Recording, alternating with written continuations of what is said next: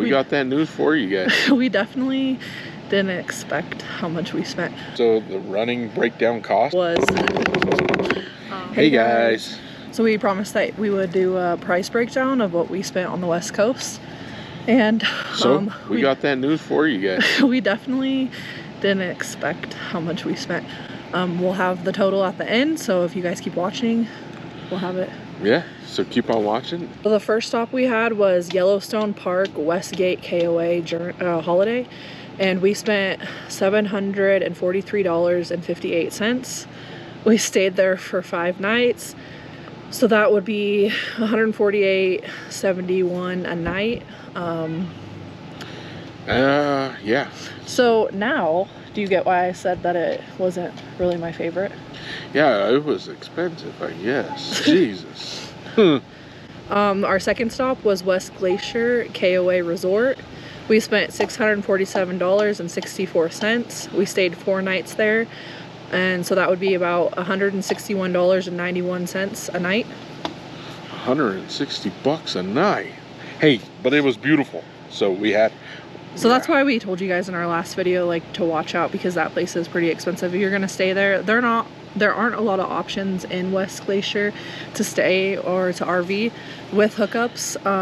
Or that bridge that you have to go into West Glacier is really low, so you might not fit. So yeah, so it was worth it. It was worth it. For the most part. It's not a place you would probably stay for a month, but it was worth it. I don't know if I would do a month stay. Could you imagine the price on that? Whew. Our third stop was Camilla Clearwater River KOA Journey, and that was $61.41 a night. We only stayed 1 night there. So, I mean, honestly, for what that place was, I think it was kind of expensive too. Yeah. Which one was that? Babe, in Idaho. Oh yeah, I think 60 for $61. 60 bucks is a lot. Just no hookups, right? No hookups. It had electricity hookup. I think it was a 30 amp though, right? Yeah, and I had to do a really sketchy down from 50 to 30 to be able 15 to, or something. It was weird. It was crazy. Our fourth stop was Leavenworth Pine Village KOA Holiday, which was $246.68, right? For 2 nights. So that was $123.34 a night, around that much. That one was beautiful though. I don't know. You'll see a trend here. I feel like the western side of the United States, the KOAs are expensive. A little expensive. Well, that's the West Coast life for you, I guess. So we were paying probably almost $4 a gallon up until we got into what was that town called that your friend brought us into?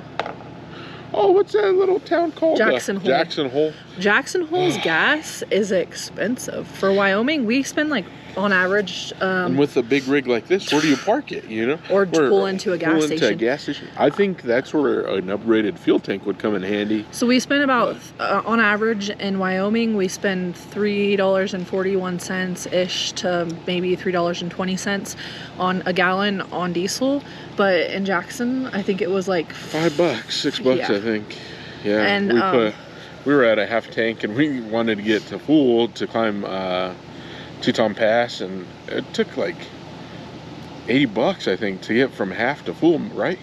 Yeah, it was. Yeah. But overall, like, I don't think Montana or Wyoming was terrible to RV in.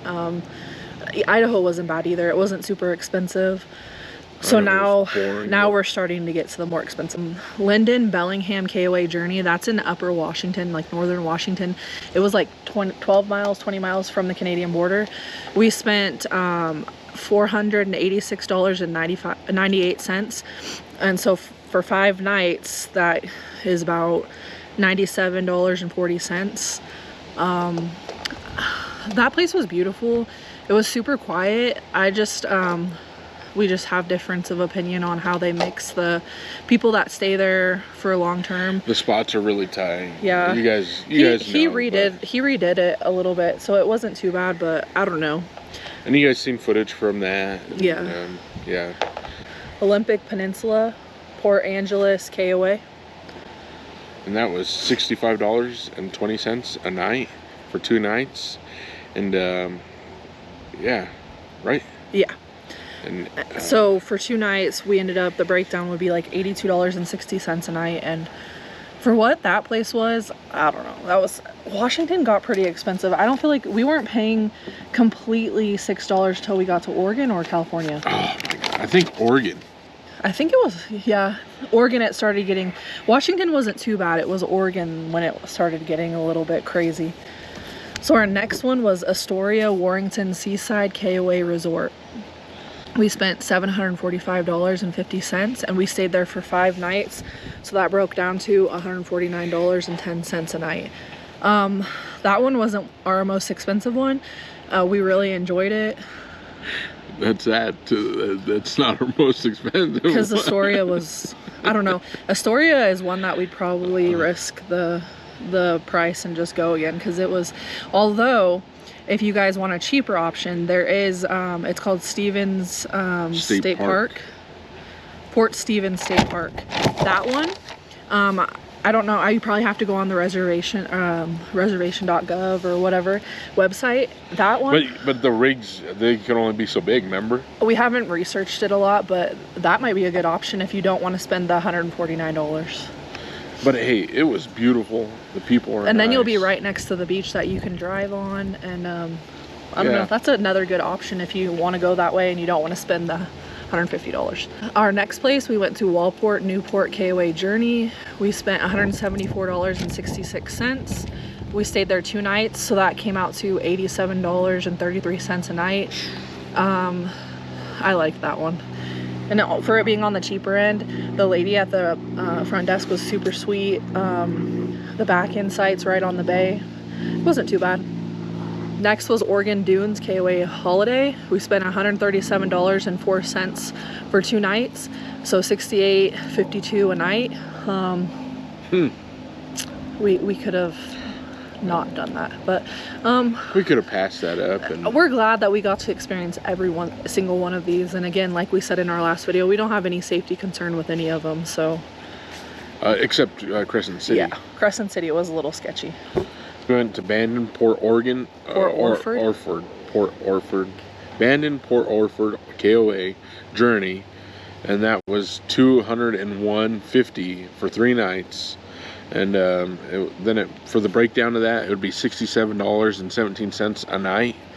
And yeah, that one I think it was worth it. The only thing that stunk is we didn't have hookups, so it was $67 a night for no hookups. For no hookups. Come here. So yeah, that's what we paid for. No hookups. It's kind of pricey, right? Are you done showing me your rocks?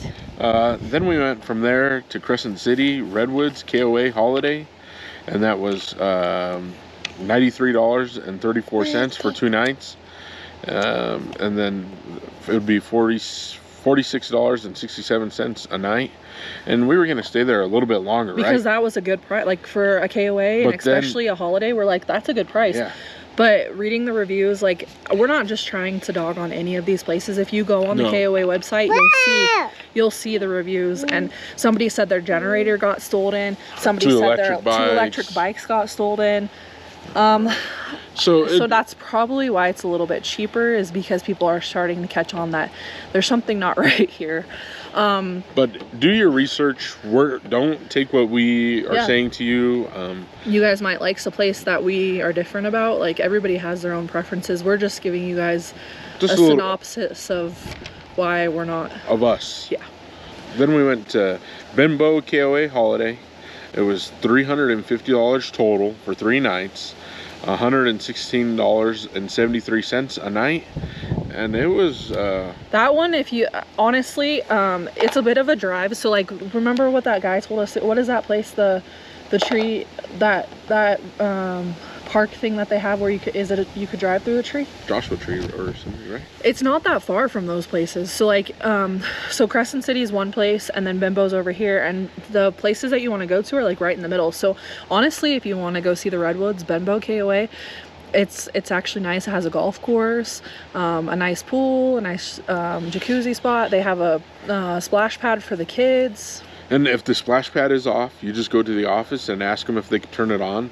You are in California, so they try to conserve a little bit of water. They just ask that you have, if your kids aren't playing it, to turn it off. Yeah, but they turned it on really quick, and we went and told them, hey, we're done, and they turned it off. And so the smart thing we did, and this is a good thing to think about, we're residents of Wyoming, obviously, but Oregon doesn't have sales tax. So what we did do is we stocked up on groceries before we left Bandon, Port Orford. I think we went to Eugene or somewhere. I think it was Eugene. Somewhere. We went to the Costco that's closest to Bandon, Oregon. And we stocked up on groceries because they don't charge sales tax. So that's a good way to... And we spend a lot in sales tax when we're in Wyoming, going to Colorado, we spend like 40 or 60 bucks on sales tax alone. So that's what we did, and I feel we just stocked up at Costco before we went over across the Oregon border, and that helped us out a lot. Yep. Our next stop was Manchester Beach, Mendocino Coast, KOA journey. We spent $160.90. We stayed there 2 nights, and it was $80.45 a night. If we would have mapped out the ways to go better, I feel like we would have liked this place a lot better. It was just, the drive was very taxing. It was very nerve-wracking. It was 40 miles of not fun drive. I can imagine how people make it through with bigger rigs, but... Like a 5th wheel. I'm glad we had this. It's not so tall. There's a lot of low-hanging trees there. There's a lot of power lines. So, I mean, you just got to be careful and really plan out your trip. I think Trip Wizard had us going down that way, right? I think so. I think Trip Wizard had us going down that way too, which is crazy. But, you know, you can't always trust Trip Wizard. A lot of people tell you that. We have a lot of tricks and tips about KOAs that we'll include at the end of the video, but just wanted to remind you guys that we have a few ideas, and if you guys do want to do the KOA route, we have some now we have some good tips for it. Yeah, we love KOAs, right? I like them because we have a 1, 3, 5, and 12-year-old. So you want stuff that's like kid friendly. You don't a lot of the time, you know, you just don't want to be bugging people, and you want to go to a place that's kid friendly because, you know, kids are loud sometimes and they want to enjoy their time too. So yeah, they want to have fun, and yeah, but our son just wants a basketball court or something to do. So that's what's cool about KOAs, is they have a jump pad, or you would know what to expect going to a KOA. And that's what's a concern as a parent when you're traveling like this, is you just want to know what's going to happen at the next place and not walk into something blindly. Our next stop was Moss Landing KOA Express, and we learned that that's the only express. So when they made it a KOA, they were grandfathered in, and they're express because they don't have a playground or a pool. That's just like it's so cool though. But they own, Moss Landing owns a different KOA too, right? I think they own a few. A lot of these KOAs are family run, or they're corporations that own a lot. So Moss Landing, we spent $237.49. We stayed for 3 nights, and that was $79.16 a night. Yep. We stayed at Vineyard RV Park, and that's in Vacaville, California, and it was $184 for 2 nights, so it's $92 a night. It was hot, let me tell you. But it was beautiful. They have two really nice pools. They have if they didn't have pools, I don't know how we would have survived. Those were the hottest, some of the hottest days Vacaville had, at like 110, which is kind of normal for them, but not really. So it was nice to be able to, we didn't care at that point how many people were in it or whatever. We were like yeah, we enjoyed our time. It was quite nice. The next stop was Oroville Feather Falls Casino KOA journey. Yep. And that was $377.30 for 7 nights, and so that would be $53.90 a night, and it was worth the price, let me tell you. That was one of our cheapest ones, if not the cheapest one, and that was worth it for sure. And they give you, when you check in, they give you they ask you if you have a pet, and yeah, they give you like a they give you a little goodie bag for your pet. A lot of places do that, but not a lot of KOAs. So this place does do it. When you leave, you get a 20% off coupon for your next stay. So we're gonna use that coupon. So keep on watching. So we stayed at Lost Hills KOA Journey. for one night, and it was $58.38. It was that was our stop between Northern California and LA. There's not a lot of options between, and we definitely didn't want to go to Bakersfield because that we've already were dealing with the hot heat for. And we have 2 air conditioners. There's 6 of us. Yeah. And it gets hot in there, right? So we. Yeah, we just made the choice not to go to Bakersfield. Yeah, so we headed there for one night, and then we went to Orangeland RV Park. So this is another campsite that we hadn't talked about before because it wasn't a KOA. This is right next to Disneyland. And it's probably about 10 minutes, 5-10 minutes from there to Disneyland. And let me tell you, it's pretty nice. It was $720 for 7 nights, and that's $102.86 a night. I think I got a military discount, and I think I got a discount because we did the weekly rate. So just remember that if you guys choose to stay there, that they have a weekly rate. And they also give you a discount for being military, so it might be a little bit different for you guys depending on how much you stay. Yeah, it was nice. Yep. And when you pull in, make sure you pull all the way around to the backside, or I think it's just every campsite's different. So like, especially when you're pulling in after like a long day of driving, you're like, you just want to like be there at your site, and it's hard to like. When they don't have signs, or if they do and they're hard to see, it's hard to like. Yeah, they had signs, I guess. Somebody ran them over, and or have someone out there that helps. You know what I mean? Because after a long day of driving, you just want to be done. Our next stay was San Diego Metro KOA Resort. It was a total of $440.55. We stayed there for 4 nights, and it was $110.14 a night. I believe it was way more than this, but because I had we had to finagle some days out of it, the way they calculated it out, it changed the price.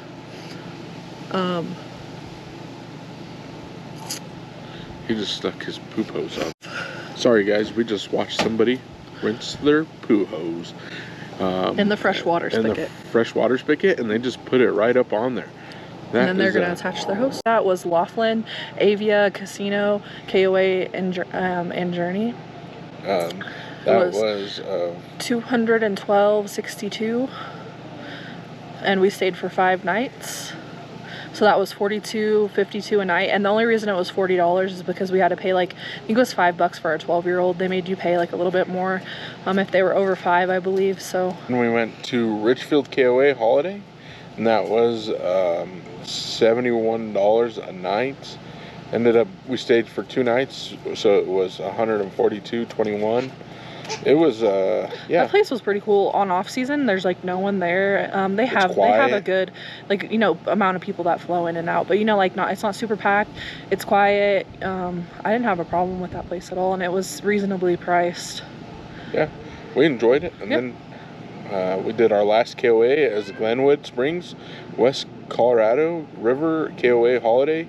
We stayed there for 3 nights. It was $252 total. And 65 cents, and so the breakdown would be $84.22 a night. Yep. And it was nice. It was a beautiful KOA, and 3 different types of KOAs. There's a Journey, a Holiday, and a resort, and one Express, I guess, and a resort. So the Journeys, I kind of have to know the area or whatever, because Journeys could be good, could be bad, they don't really have like requirements. I feel like for Journeys, it's like owner based or whoever owns it. Yeah.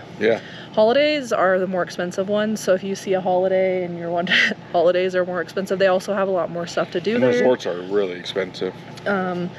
Yeah, resorts are way more than Holidays, probably double the price. I think it's worth it to go maybe once a month or maybe like every couple months to a KOA.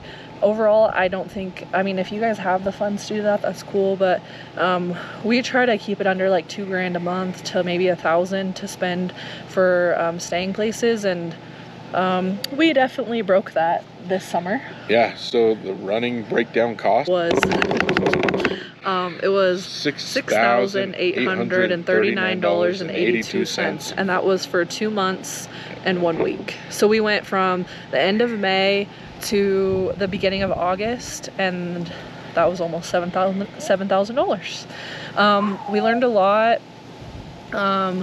We definitely were tired at moments because we probably shouldn't have jumped around as much as we did. We've just, I mean, I feel like it was like so we've learned a lot yeah, with doing this, I guess, and breaking it down, seeing it more. We now know what we want to do. So what would that be like? Want to do. 3,400 a month, and honestly that's way over our budget. Because this was like our kids' summer, I was okay with spending like 2,500, 2,000, but 3,000, almost $4,000 a month is kind of crazy. So